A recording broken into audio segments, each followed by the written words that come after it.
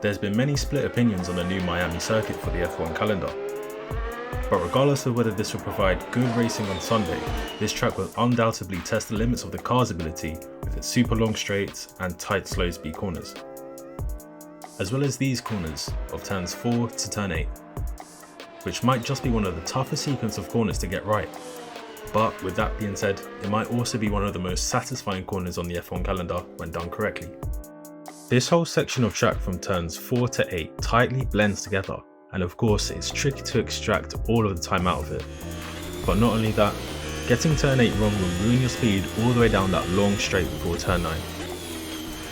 So let's have a go at nailing these corners.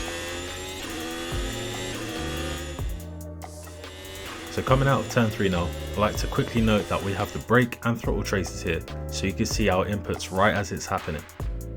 So approaching turn 4, we turn in at full throttle, and as we reach the apex, we ease the throttle back to about 80%. Ideally we could use a bit more of the inside curve in this example to open up the corner as much as possible going into the right hander. Changing direction, we lift and shift into 6th gear, whilst just holding a little bit of throttle at the apex to maximise the downforce available. Back onto full throttle, we try and stay within track limits through turn 6 before hitting the brakes about 15 meters before the 100 meter board.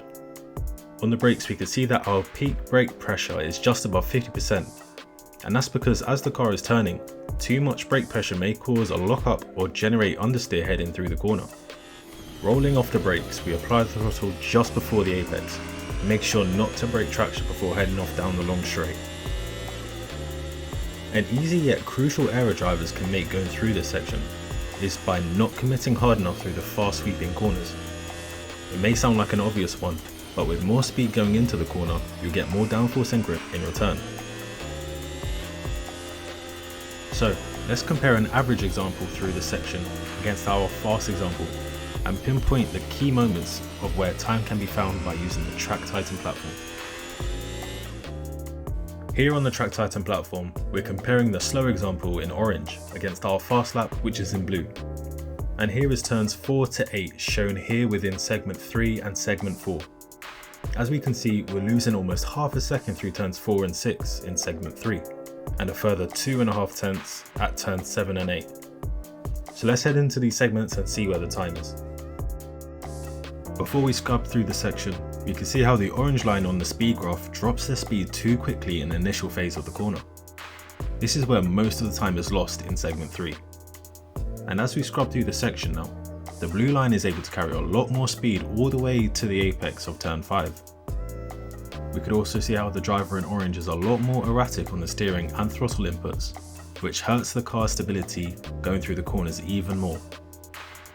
Having that confidence to really send the car in smoothly is definitely the best approach when tackling these corners.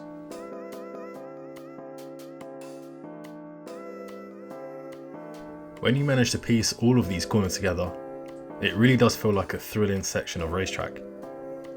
It is a mix of aggressive commitment going into these corners whilst being smooth and within the car's limits. We encourage that you give it a go too, and see just how much time you can find.